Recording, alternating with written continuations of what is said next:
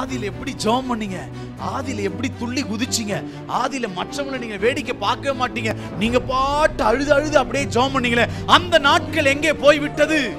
என்னைக்கு நெருப்பு, அந்த நெருப்பு அதிகமாய் எரிகிறதோ அப்பதான் உனக்குள்ளே உனக்கு விரோதமாய் இருக்கிற பாம்பு, அசுத்த ஆவியின் வல்லமைகள், பாவத்தின் கட்டுக்கள் அனலுரைத்து வெளியே வரும். கைத்தட்டி கர்த்தரை மகிமைப்படுத்துங்க. உன்னுடைய சின்ன சின்ன விறகு போய் இணையும் பொழுது என்ன செய்யும்? நெருப்பு அதிகமா எரியும். இந்த அதிகமா எரிய எரிய உனக்கு விரோதமாய் எழும்புகிற, உன் குடும்பத்துக்கு விரோதமாய் எழும்புகிற, உன் பாவத்திற்கு, உன்னுடைய பரிசுத்தத்துக்கு விரோதமாய் எழும்புகிற, உன் வாழ்க்கைக்கு விரோதமாய் எழும்புகிற எல்லா அசுத்தங்களை கர்த்தர் எரித்து சாம்பலாக்கி நிர்மூலமாக்குவார்.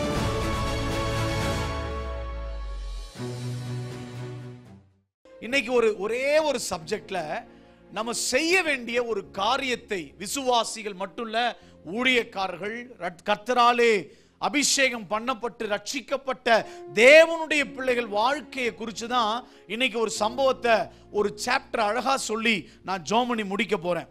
அப்போஸ்தலர் நடபடிகள் 28வது அதிகாரம் 1வது வசனத்திலிருந்து அதனுடைய 6வது வசனம் வரைக்கும் வேகமாய் வாசிக்க கேட்போம். நாங்கள் தப்பி கரை சேர்ந்த பின்பு அந்த தீவின் பேர் மெலித்தா என்று அறிந்தோம். அந்நியராகிய அந்த தீவார் எங்களுக்கு பாராட்டின அன்பு கொஞ்சமல்ல, அந்த வேளையிலே பிடித்திருந்த மழைக்காகவும் குளிருக்காகவும் அவர்கள் நெருப்பை மூட்டி எங்கள் அனைவரையும் சேர்த்து கொண்டார்கள். பவுல் சில விறகுகளை வாரி அந்த நெருப்பின் மேல் போடுகையில் ஒரு விரியன் பாம்பு அனலுரைத்து புறப்பட்டு அவனுடைய கையை கவ்விக்கொண்டது. விஷப்பூச்சி அவன் கையில் தொங்குகிறதை அந்நியராகிய அந்த தேசத்தார் கண்டபோது இந்த மனுஷன் கொலைபாதகன், இதற்கு சந்தேகமில்லை, இவன் சமுத்திரத்திற்கு தப்பி வந்தும் பழியானது இவனை பிழைக்க ஒட்டவில்லை என்று தங்களுக்குள்ளே சொல்லிக் கொண்டார்கள். அவன் அந்த பூச்சியை தீயிலே உதறி போட்டு ஒரு தீங்கும் அடையாதிருந்தான். இது அப்போஸ்தலனாகிய பவுல் 9வது அதிகாரத்திலே இந்த பவுலை ஆண்டவர் சந்தித்த விதங்களை குறித்து நாம் தெளிவாக வாசிக்க முடியும். யார் இந்த பவுல் என்று கேட்டால் உங்களுக்கு தெரியும், இந்த பவுல் சபைகளை துன்புறுத்தியவன் என்று நாம் வேதத்திலே வாசிக்கிறோம். சபைகளை நாசப்படுத்தியவன், அடிக்கடி சபைகளிலே தொந்தரவை உண்டாக்கி கொண்டிருந்தவன். ஆனால் இப்படிப்பட்ட ஒரு மனுஷனைத்தான் பிரத்யேகமாக அவன் தமஸ்கு என்கின்ற பட்டணத்திற்கு நேராக போகும் பொழுது அந்த இடத்தில் போய் அங்கே ஊழியம் செய்யவோ, நன்மை செய்யவோ, மக்களை காக்கவோ அல்ல, அங்கே போய் சபைகளை துன்புறுத்த, அங்கே போய் சபைகளை நாசப்படுத்த ஒரு அறிக்கையை பெற்றுக்கொண்டு அவன் பிரயாணப்பட்டு போன நேரத்திலே ஆண்டவர் பிரத்யேகமான ஒரு வெளிச்சத்தின் வழியாக தரிசனத்தை இந்த பவுலுக்கு காண்பிக்கிறார். என் அன்பு கர்த்தருடைய பிள்ளைகளே, எப்பேற்பட்ட மனுஷனாய் இருந்தாலும் நன்றாய் கவனிக்க வேண்டும். சபைகளை துன்புறுத்துகிறவன், சபைகளை நாசப்படுத்துகிறவன், இவன் கிறிஸ்துவுக்கு எதிராய் நிற்கிறவன், இப்படி யாரெல்லாம் பிரம்மாண்டமாய் பேசப்படுகிறார்களோ அவர்களெல்லாம் ஒரு நாள் சந்திக்கப்படுவார்கள் என்பதற்கு இந்த பவுலுடைய வாழ்க்கை ஒரு பெரிய சாட்சி. அநேக ஆண்டுகளுக்கு முன்பாக நான் வேதாகம கல்லூரியில் படித்துக் கொண்டிருந்த ஒரு சமயத்திலே ஆஸ்திரேலியா தேசத்திலிருந்து இந்தியாவுக்கு வந்து இந்திய தேசத்திலே தொழுநோயாளிகளுக்காக பிரத்யேகமான ஒரு ஊழியத்தை செய்து கொண்டிருந்த ஸ்டெயின்ஸ் கிரஹாம் ஃபேமிலி உங்க எல்லாருக்கும் தெரியும். பரபரப்பாய் பேசப்பட்ட ஒரு துக்கமான ஒரு சம்பவம். அந்த ஊழியக்காரன், அந்த ஸ்டெயின்ஸ், அவருடைய 2 சின்ன பச்சை பிள்ளைகளை வைத்துக்கொண்டு ஒரு ஒடிசா இப்ப அந்த இடத்துல இந்தியாவின் ஒரு மாநிலமாய் இருக்கிற ஒடிசாவிலே இயேசுவை பிரசங்கிக்க வந்த, தொழுநோயாளிகளுக்காக ஊழியம் செய்ய வந்து அதன் மூலமாய் இயேசுவை அறிவிக்க வந்த அந்த சகோதரன் ஒரு நாள் இரவு காலையில் ஊழியம் செய்ய வேண்டும் என்று ஒரு நாள் இரவிலே அந்த தேவனுடைய மனுஷன் அவர் போய் மற்ற இடத்துல போய் தங்கினாலும் காசாகலாம், ஒருவேளை அப்படி நினைச்சிருக்கலாம். எங்க போய் ஒருவேளை அந்த பட்டணத்திலே கிராமத்திலே தங்குவதற்கு வழி இல்லையே என்று அவருடைய ஜீப்லேயே அவரும் அவருடைய பச்சை குழந்தைகளும் படுத்து கொண்டிருந்த நேரத்திலே இயேசு கிறிஸ்துவுக்கு விரோதமான நபர்கள் படுத்து கொண்டிருந்த அவர்களை பெட்ரோல் ஊற்றி என்ன செஞ்சாங்க? கொளுத்தி எரித்து நாசமாக்கினார்கள். அந்த செய்தி உலகமெங்கிலும் பரம்பியது, பெரிய துக்கத்தை ஏற்படுத்தியது.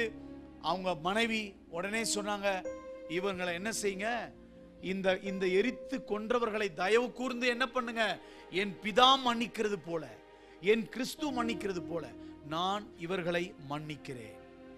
ஒரு மன்னிப்பின் அடையாளத்தை, கிறிஸ்துவின் குணாதிசயத்தை அவருடைய மனைவி காண்பித்தார்கள். எந்த சகோதரன் எரித்தானோ அவன் ரட்சிக்கப்பட்டான் என்கின்ற செய்தியும் பல ஆண்டுகளுக்கு பிறகு எல்லா குறுஞ்செய்தியிலே, ஃபேஸ்புக்ல, எல்லா காரியத்திலும் அந்த மனுஷன், எரித்த மனுஷன் ரட்சிக்கப்பட்டு ஊழியம் செய்கிறான் என்கின்ற செய்தி வந்தது. கை தட்டுங்க. பல வருஷத்துக்கு முன்னாடியும் அப்படிதான். இப்ப லேட்டஸ்டா இந்த 21 செஞ்சுரியிலையும் இப்படி சபையை நாசப்படுத்தின, ஊழியக்காரர்களை துக்கப்படுத்தின நபர்களையும் கிறிஸ்து சந்திக்கிறார், கிறிஸ்து தொடுகிறார், கிறிஸ்து பெரிய மறுரூபத்தை உண்டாக்கி கொண்டிருக்கிறார். சபையை துன்புறுத்துகிறவர்கள், சபைக்கு விரோதமாய் எழும்புகிறவர்கள், ஊழியக்காரனுக்கு விரோதமாய் எழும்புகிறவர்களை கர்த்தர் சந்திக்கிறார், கர்த்தர் ரட்சிக்கிறார்.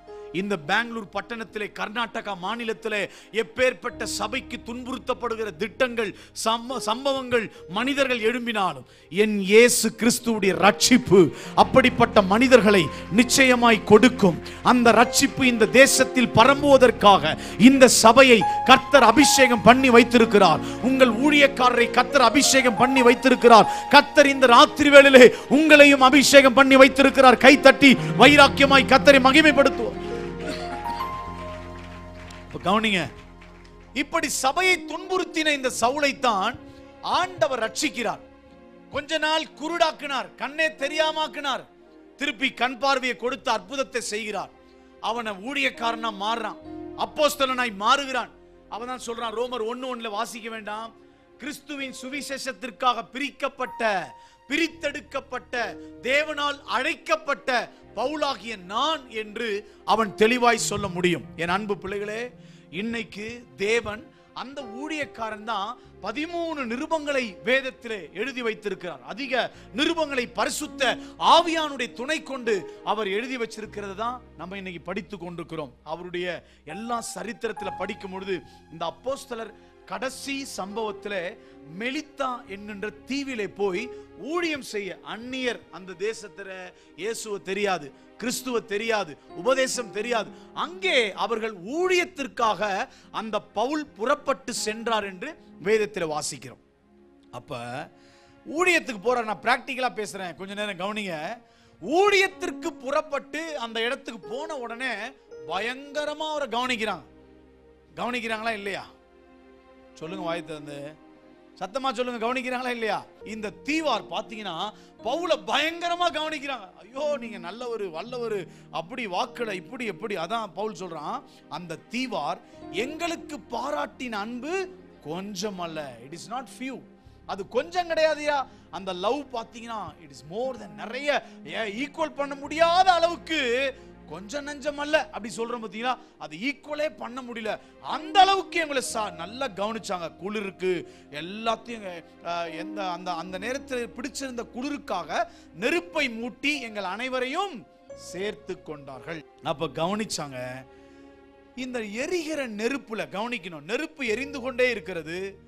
எரிந்து கொண்டிருக்கிற நெருப்புல பவுல் என்ன செய்யறாரு, இன்னும் நெருப்பு, இன்னும் அக்கினி வேண்டும், இன்னும் அந்த நெருப்பு அதிகமாய் எரியப்பட வேண்டும் என்று இந்த பவுல் இந்த நெருப்பு மூட்டி அதிகரிக்கப்படுவதற்காக அந்த நெருப்புல என்ன செய்யறார், சில விறகுகளை வாரி போடுறார்.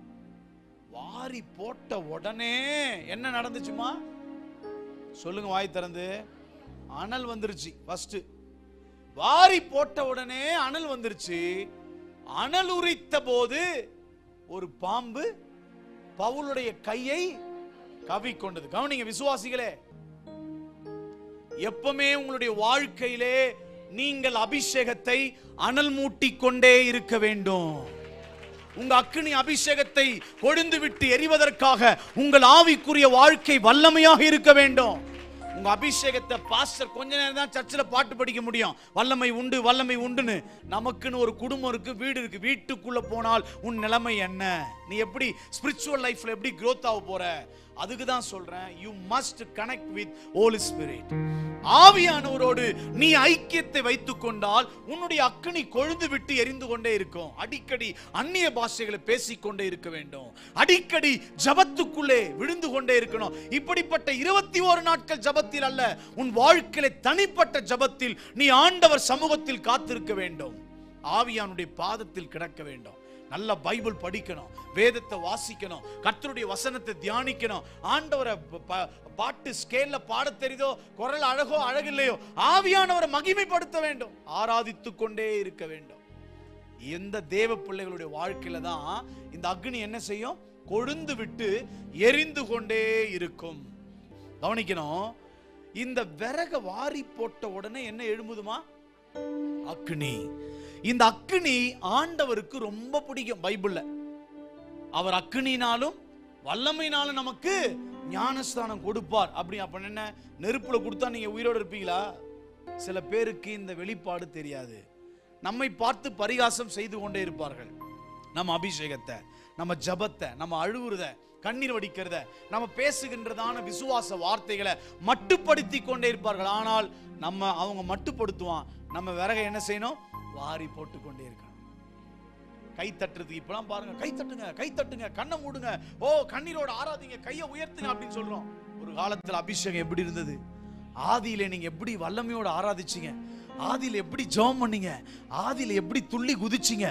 ஆதியில மற்றவங்களை நீங்க வேடிக்கை பார்க்கவே மாட்டீங்க, நீங்க பாட்டு அழுது அழுது அப்படியே ஜெபம் பண்ணீங்களே, அந்த நாட்கள் எங்கே போய்விட்டது? அந்த அபிஷேகம் எங்கே போய்விட்டது? ஆண்டவருக்காய் சபையிலே காலம்பர ஓடி வந்தீங்களே, அந்த வல்லமை எங்க போச்சு? ஆண்டவர் பாதத்துல ஒருவேளை வைத்த ஒடுத்து உபவாசம் போட்டு ஜெபம் பண்ணீங்களே, அந்த வல்லமை எங்க போச்சு? இன்னைக்கு கர்த்தர் அதே வல்லமையை திரும்ப கொடுத்து உங்களை புதுப்பித்து, உங்களை அபிஷேகித்து, உங்களை அனல் மூட்டி எழுப்பி விடும்படியாய் இந்த ராத்திரி வேளையிலே பரிசுத்த ஆவியானவர் உலாவிக் கொண்டிருக்கிறார். அவருடைய மகிமை உங்களை நிரப்பிக் கொண்டிருக்கிறது. விறக நீங்க போடணும். விறக நம்ம வாரி போடுறதுனால நல்லா கவனிக்க, நான் பிராக்டிக்கலா தான் பேச போறேன். நம்ம பரிசுத்தமா வாழ்வதற்கு, அபிஷேகத்துல நிரம்பி வாழ்வதற்கு இந்த உலகத்துல நிறைய போராட்டம் வரும். வாலண்டரியா பாவங்கள் நமக்கு வரும். ஏன்னா பைபிள் ஏற்கனவே சொல்லுது, பாவம் வாசற்படியிலே படுத்திருக்கும். ஒண்ணு மிதிச்சுட்டு போனோம், இல்ல பாவத்தை என்ன செய்யணும்? தாண்டிட்டு போனோம். அது கூட பெட்ஷீட் போட்டு படுத்தா நீ உங்க லைஃப் போயிடும். கொஞ்சம் அதை தட்டி எழுப்பிட்டு அதை எழுப்பி விட்டு வரேன்னு சொல்லி போனாலும் அது ஒன்று பிடிச்சிரும். அதுதான் பைபிள் சொல்லுது, பாவம் வாசற்படியில படுத்திருக்கும். அப்ப நம்ம தான் என்ன செய்யணும்? தாண்டி போயிடணும், இல்ல மிதிச்சுட்டு போயிடணும். சும்மா எனக்கு பாவம் வந்துருச்சு பிரதர், என் மைண்ட் டிஸ்டர்பா இருக்கு, ஐ எம் வெரி டிஸ்டர்ப்டு அப்படிலாம் பேசக்கூடாது. சும்மா கதெல்லாம் ஓட்டக்கூடாது. இவைகளை எதிர்த்து நிற்கிற சக்தியை பரிசுத்த ஆவியின் வல்லமை நமக்கு கர்த்தர் கொடுத்திருக்கிறார். எத்தனை பேர் ஆமென் சொல்றீங்க? பரிசுத்த ஆவியின் வல்லமை நமக்கு இருக்கு. உடனே ஜபிக்கணும், உடனே துதிக்கணும், உடனே ஆண்டவரை மகிமைப்படுத்தணும், ஆராதிக்கணும், அந்நிய பாஷையை பேசணும். பாவமான மைண்ட் வருதா, அதுக்கு ஒரு விறகு. என்ன விறகு? அந்நிய பாஷையை போடு. ஷபானா, லாக்கானா, ரீபா, இதெல்லாம் இந்த அபிஷேக பாஷையெல்லாம் விடவே கூடாதுங்க. சும்மா எதையோ பேசிட்டே இருக்கணும் ஆண்டவருடைய நாமத்துல. இந்த விறக வாரி போட்ட பிறகு, அதான் பைபிள் சொல்லுதுங்க, அந்த லூக்கா 12:49 நினைக்கிறேன், வாசிக்க வேண்டாம்.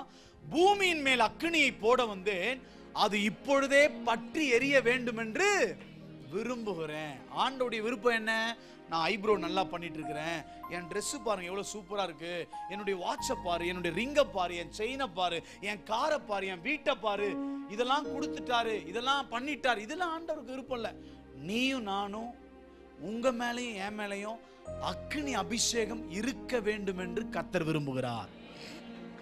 இந்த காரு, இந்த மோந்திரம், இந்த செயின், இந்த பங்களா, இந்த ட்ரெஸ், இந்த நண்பர்கள், இந்த உறவு, இந்த ஆசீர்வாதம் எல்லாம் ஆண்டவர் கொடுத்துதான் ஆகணும். உலகத்துல நம்ம பறந்துட்டோம், ஒரு பிள்ளையா மாறிட்டோம், நம்ம கஷ்டத்தெல்லாம் நீக்கிறது அவருடைய வேலை, நம்முடைய கண்ணீரை துடைக்கிறது அவருடைய வேலை, நம்முடைய போராட்டத்தை மாற்றுகிறது வேலை, ஜெயிக்கிறது நம்முடைய வேலை, எதிர்த்து நிற்கிறது நம்முடைய வேலை. ஆண்டவரோட ஐக்கியத்தை வச்சு விறக போட போட போடதான் நெருப்பு என்ன செய்யும்? அதிகரிக்கப்படும். விறகு போட போடதான். ஜபம் ஒரு விறகு, வேத வாசிப்பு ஒரு விறகு, தியானிப்பது ஒரு விறகு, ஆராதனை செய்வது விறகு, பாட்டு படிப்பது விறகு, ஆலயத்தில் செருப்படுத்தி வச்சு ஒரு ஊழியம் பண்றது விறகு, கேமரா ஸ்டாண்ட்ல நின்று கேமராவை ஆட்டிட்டு அப்படியே ஊழியம் பண்றது விறகு, ட்ரம்ஸ் எடுத்து மோளம் அடிக்கிறது ஒரு விறகு. எல்லாமே அவருடைய விறகு. இந்த விறகு போட போட போடதாங்க வல்லமை நமக்குள்ள என்ன செய்யும்? அக்னி எரிந்து கொண்டே இருக்கும். வாழ்க்கையிலே ஆவிக்குரிய அனுபவம் அப்படிதான். ஏதோ ஒரு பிரீச்சர் வந்து கைத்தட்டி பாட்டை பாடி 3 நாள் உற்சாகம் அடைஞ்சிட்டு, கர்த்தர் என்கிட்ட பேசிட்டார், கர்த்தர் என்னை தொட்டுட்டார், கர்த்தர் என்ன போயிட்டார், 4வது நாள் போய் மறுபடியுமா போய் அங்க போய் பாவத்தில் போய் நிக்கிறது, சினிமாக்கு பின்னாடி அலையிறது, உலகத்துக்கு பின்னாடி போறது. No no no no no turning back, no turning back. பின்னோக்கே நான், பின்னோக்கே நான் இயேசுவின் பின்னே போக துணிந்தே, இயேசுவின் பின்னே போக துணிந்தே, பின்னோக்கே நான், பின்னோக்கே நான். சொல்லுங்க, பின்னோக்கே நான், பின்னோக்கே நான். கையை உயர்த்தி ஒரு ஆமென் சொல்லுவோமா? விறக வாரி போட போட போட நெருப்பு என்ன செஞ்சுச்சுங்க? பயங்கரமா எரியுது. என் அன்பு தங்கச்சி, என் அன்பு தம்பி, அருமையான ஊழியக்காரனே, சகோதரனே, வாலிப மகனே, மகளே, கல்யாணம் கட்டிக்கின புருஷர்களே, ஸ்திரீகளே, எல்லாரையும் பார்த்து சொல்றேன், உங்க வாழ்க்கையில அபிஷேகத்தை குறைச்சிடாதீங்க. இன்னைக்கு இதை ஏற்றி விட போறீங்க. பலிபீடத்தின் மேல் அக்னி எப்பொழுதும் எரிந்து கொண்டிருக்க வேண்டும். அது ஒருபோதும் அவிந்து போகலாகாது. லேவியராக 6ஆம் அதிகாரத்தில் படிக்கிறோம். இந்த பலிபீடத்தில் அக்னி என்ன செய்யணுமா? எப்பவுமே என்ன செய்யணும்? எரிந்து கொண்டே இருக்க வேண்டும். கையை உயர்த்தி ஒரு ஆமென் சொல்லுங்க பாக்க. அப்ப இந்த விறக வாரி போடணும். அதுதான் சொன்ன ஆவிக்குரிய வாழ்க்கை. சபையிலே கவனிக்க வேண்டும் பிரியமானவர்களே, சபையே உங்களுக்கு பெரிய விறகு. புரியுதா உங்களுக்கு? இந்த விறகோட உன்னுடைய சின்ன சின்ன விறகு போய் இணையும் பொழுது என்ன செய்யும்? நெருப்பு அதிகமா எரியும்.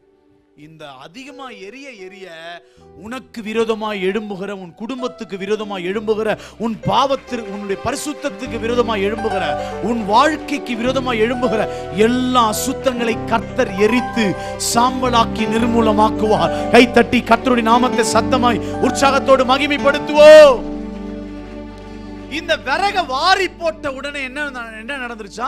ஒரு விரியன் பாம்பு அனலுரைத்து புறப்பட்டு பவுலின் கைய கவி கொண்டது. கவனிங்க, எல்லாரும் கவனிங்க. சில நேரத்தில் நெருப்பு வரும்பொழுது, அக்னி வரும்பொழுது, அபிஷேகம் வரும்பொழுது, ஊழியத்துக்கு வந்துட்ட பிறகு ஆலயத்திலே விழுந்து கிடக்கும் பொழுது, ஆண்டவருக்காக பாஸ்டருடைய வார்த்தையை கேட்டு ஊழியத்தில் பங்கு பெறும் பொழுது சில நேரங்களில் பிரச்சனை வரும். சில நேரத்தில் போராட்டம் வரும். ஏன் இந்த பாம்பு என்ன வந்துருச்சு? ஏன் இந்த பாம்பு என்ன கவ்விச்சு? நான் சர்ச்சுக்கு தானே வந்தேன், நான் ஊழியத்துக்கு தானே வந்தேன், நான் அபிஷேகத்தில் தானே நிரம்பினேன், நெருப்பு அதிகமாக தானே எரிஞ்சிச்சு, ஏன் எனக்கு இந்த பாம்பு வந்தது? கவனிக்கணும். என்னைக்கு நெருப்பு, அந்த நெருப்பு அதிகமாய் எரிகிறதோ அப்பதான் உனக்குள்ளே உனக்கு விரோதமாய் இருக்கிற பாம்பு, அசுத்த ஆவியின் வல்லமைகள், பாவத்தின் கட்டுக்கள் அனலுரைத்து வெளியே வரும். கைத்தட்டி கர்த்தரை மகிமைப்படுத்துங்க. இன்று இரவு உன்னுடைய தூக்கத்தின் ஆவி, உன்னுடைய மந்தத்தின் ஆவி, உன்னுடைய சோர்வின் ஆவி, உன்னுடைய ஆவிக்குரிய குன்றி போன அனுபவம், ஜபத்தில் ஈடுபாடு இல்லாத அனுபவம், ஊழியத்தில் ஈடுபாடு இல்லாத அனுபவம், செத்த நிலைமையில் கிடந்த அனுபவம், இன்றைக்கு அக்னி எரிய எரிய எரிய பரிசுத்த ஆவியின் வல்லமை உனக்குள்ள எரிய எரிய எரிய இன்று இரவு கர்த்தருடைய மகிமை உன்னை நிரப்ப நிரப்ப நிரப்ப தொய்ந்து போய் கிடக்கிற, மந்த நிலைமையில் கிடக்கிற, உயிர்ப்பிக்கப்படாமல் கிடக்கிற உனக்குள்ளே அவருடைய அபிஷேகத்தை கர்த்தர் அனுரைக்க போகிறார். எல்லா அசுத்தத்தின் வல்லமைகளை விடுதலையாக்க போகிறார். கர்த்தர் ஜெயத்தை கொடுக்க போகிறார். எந்த பாம்பு எழும்பினாலும் கையை கவி கொண்டாலும், பாம்பு வந்துருச்சு பாம்பு வந்துருச்சுன்னு கத்த வேண்டாம், ஐயோ பாம்புன்னு சொல்ல வேண்டாம். பாம்பு கையை கவ்வினது உண்மை, பாம்பு கையை பற்றி கொண்டது உண்மை. நீ ஊழியத்துக்கு வரும்பொழுது, ஜெபிக்கும் பொழுது, ஆண்டவருடைய நாமத்தில் நீ உண்மையாய் கிடக்கும் பொழுது உனக்கு விரோதமாய் ஒரு பிசாசின் கிரியை எழும்புன உடனே ஊழியத்தை விட்டுட்டு எனக்கு இந்த ஊழியெல்லாம் வேணாப்பா, நான் வரல பாஸ்டர் மோகனையா, நான் ஊழியத்துக்குலாம் வரமாட்டேன், நமக்கு அந்த சிஸ்டருக்கும் செட் ஆகாது பாஸ்டர், நமக்கு அந்த பிள்ளைக்கும் செட் ஆகாது. ஏன் இந்த தம்பி ரொம்ப ஓவரா பேசுறான், நான் சொல்றேன், சபையை கெடுக்கிறதே இன்னைக்கு ஒரு விதமான மறைந்து கிடக்கிற பாம்பு போல ஒரு பெருமையின் ஆவி. இந்த பெருமையின் பாம்பு தான் உடம்புல ஒட்டிட்டு இன்னைக்கு சர்ச்சுடைய அன்பையே நாசப்படுத்தி கொண்டிருக்கிறது, ஆண்டுடைய ஊழியத்தை நாசப்படுத்தி கொண்டிருக்கிறது.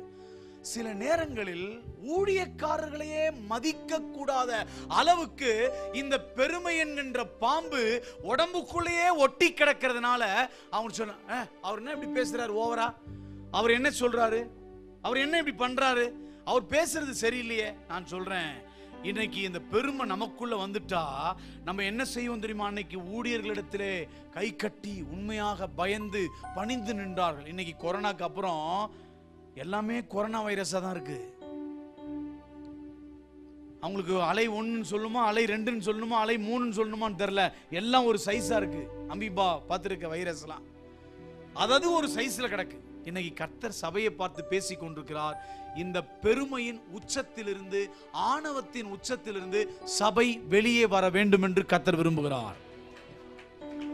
உங்களை தாழ்மையாக தரித்து கொள்ள வேண்டும் என்று கர்த்தர் சொல்றார். நான் சொல்றேன், ஆண்டவருடைய அபிஷேகம் உள்ளவன் இந்த புல்பிட்ல நிக்கிற மனுஷனுடைய முகத்தை பார்க்க மாட்டான். அவன் கர்த்தருடைய முகத்தையே நோக்கி பார்த்து அவன் ஆவியில் நிரம்பி ஜெபித்துக் கொண்டே இருப்பான், ஆவியில் ஆராதிப்பான், ஆவியில் வசனத்தை கேட்பான்.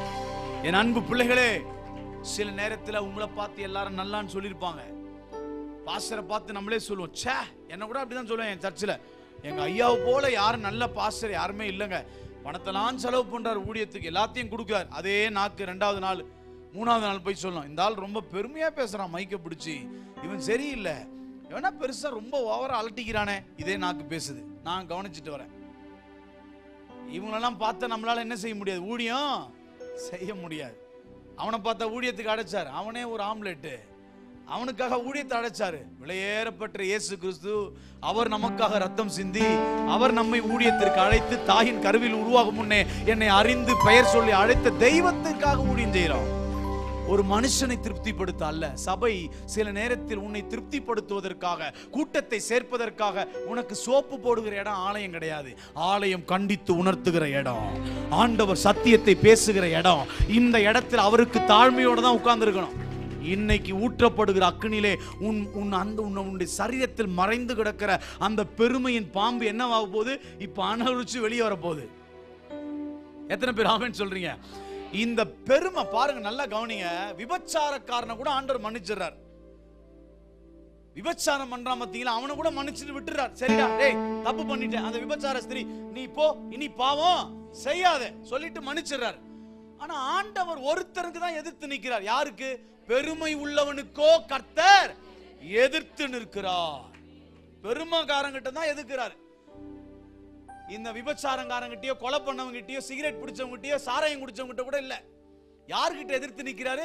பெருமை. ஓவர் பில்டப் காட்டுவாங்க. சர்ச்சில் ரொம்ப பெருமையா நிற்பாங்க. பாஸ்டரே சோத்திரம் பண்ணணும்னு நினைப்பாங்க. சில நேரத்தில் வாலண்டியா வந்து ஊழியம் செய்ய மாட்டான், கூப்பிட்டாதான் நான் வருவேன் ஊழியத்துக்குன்னுவாங்க. இவங்களுக்கு ஃபோன் போடணும், எஸ்எம்எஸ் பண்ணணும், வாட்ஸ்அப் குரூப் கிரியேட் பண்ணணும், அவங்களுக்கு ஒரு டீம் கொடுக்கணும்.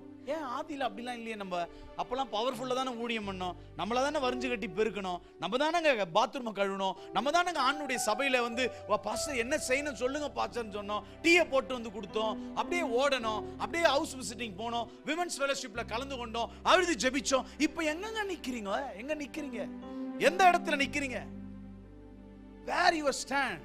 உன்னுடைய நிற்கிற இடம் எந்த இடத்துல இருக்குது அறிந்து கொள். அப்படி வேற ஒரு இடத்துல நீ நின்னுட்டா, இன்னைக்கு கர்த்தர் உன்னை அழைக்கிறார், நீ சபையை நோக்கி வா.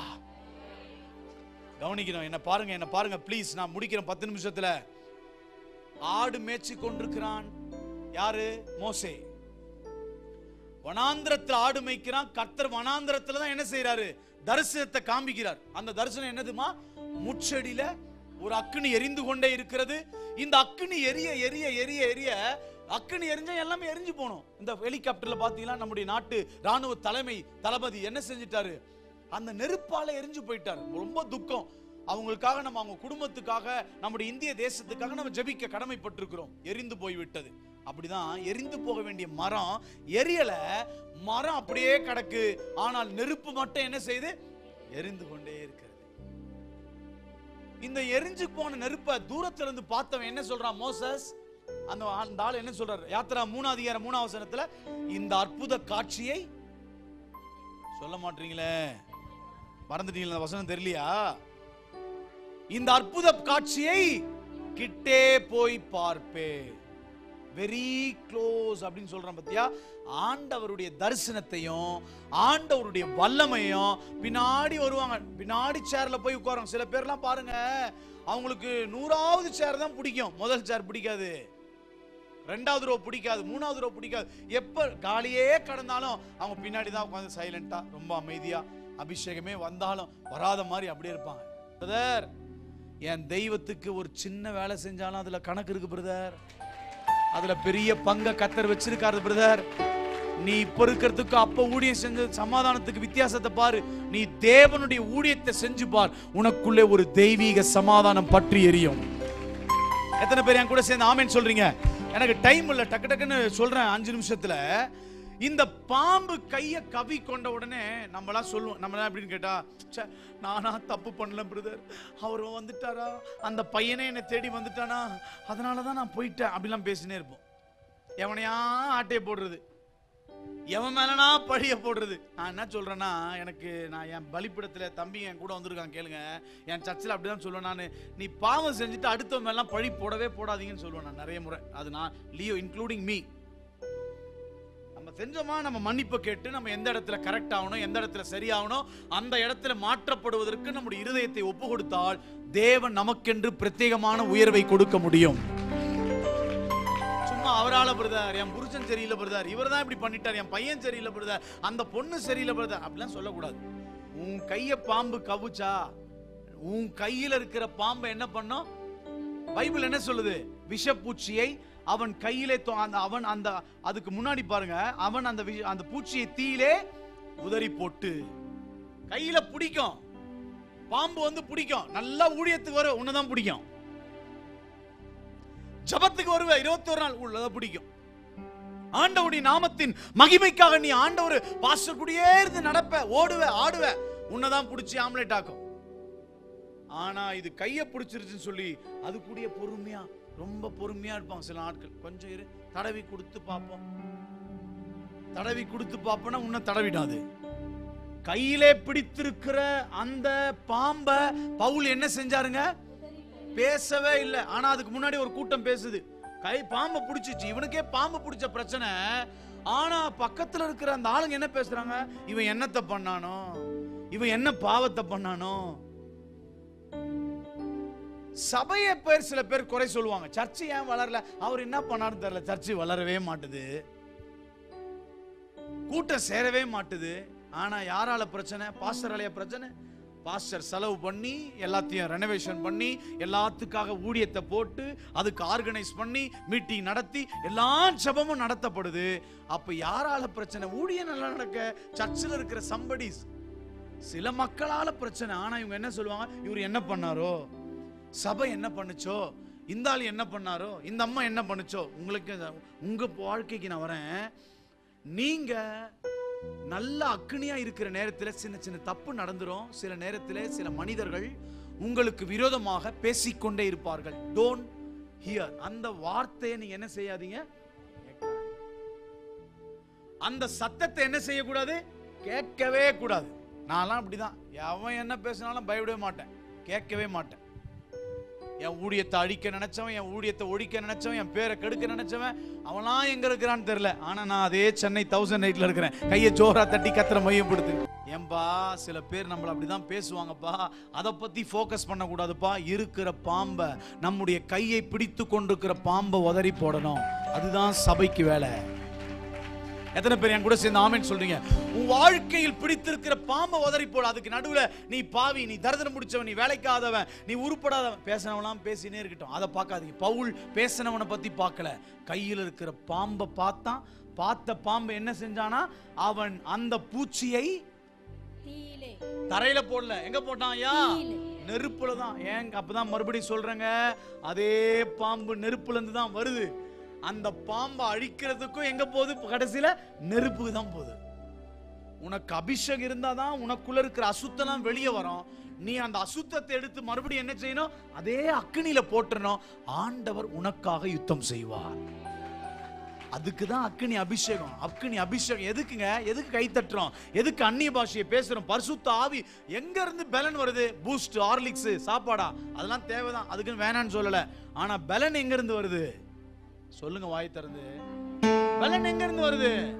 இல்ல இல்ல இல்ல, வசனம் தெளிவா படிக்கணும். நான் படிக்கிறேன், சொல்றேன் கேளு. அப்போஸ்தலர் 1:8, பரிசுத்த ஆவி உங்களிடத்தில் வரும்பொழுது நீங்கள் பலன் அடைந்து. அப்ப பலன் எங்க இருந்து வருது?